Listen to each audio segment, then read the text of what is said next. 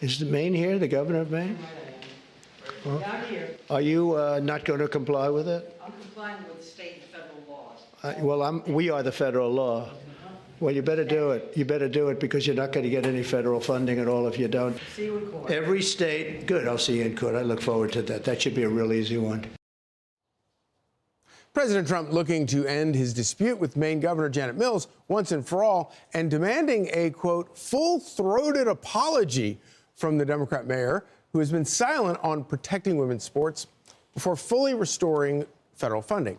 Joining us now is Maine State Representative Laurel Libby. Representative Libby, thank you for joining us this morning. From the outside, it kind of looks like Janet Mills completely folded in the face of President Trump's threats, but I think you have a slightly different and perhaps a better informed view of it.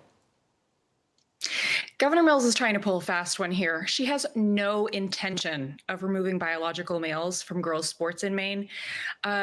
We heard this last week that the University of Maine system has said that they will comply with Title IX. But guess what?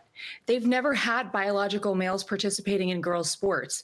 It's actually at the high school level, not the college level, where we've seen biological males participating in girls' sports in Maine. And Governor Mills, the Democrat majority in the Maine Principals Association, have no intention whatsoever of changing their policy, let alone apologizing to President Trump.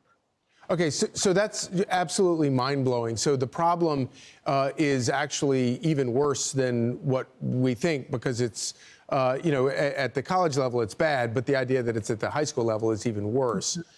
Is there anything that that a president can do about that at the high school level? Well, the question remains the same. It's the federal funding issue. When you look at the K through 12 level, there are hundreds of millions of dollars at stake here.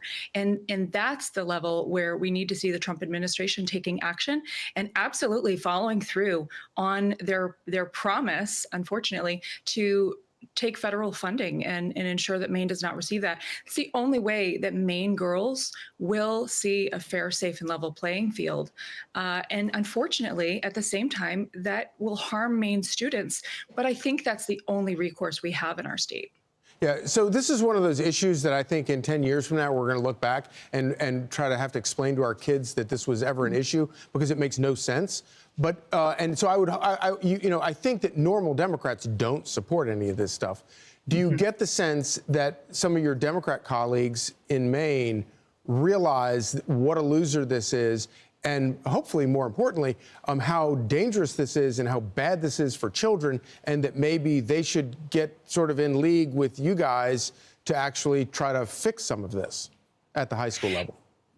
Everyday Mainers, absolutely across party lines, understand that it's common sense. Biological males don't have a place in girls' sports.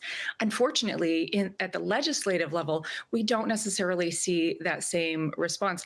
The Democrats over the years have primaried out their more reasonable counterparts. Wow. And so we have really extremists at the state house level. And that's why I see recourse necessary from the federal level versus the state level and anything legislatively.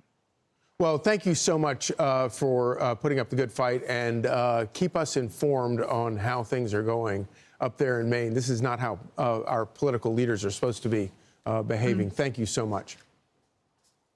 I'm Steve Doocy. I'm Brian Kilmeade. And I'm Ainsley Earhart. And click here to subscribe to the Fox News YouTube page to catch our hottest interviews and most compelling analysis.